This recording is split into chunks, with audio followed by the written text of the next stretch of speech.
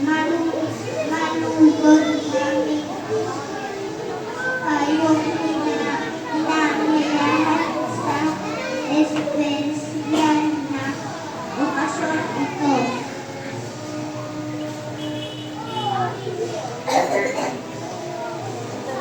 Ang paglipat sa susunod na antas na seremoniya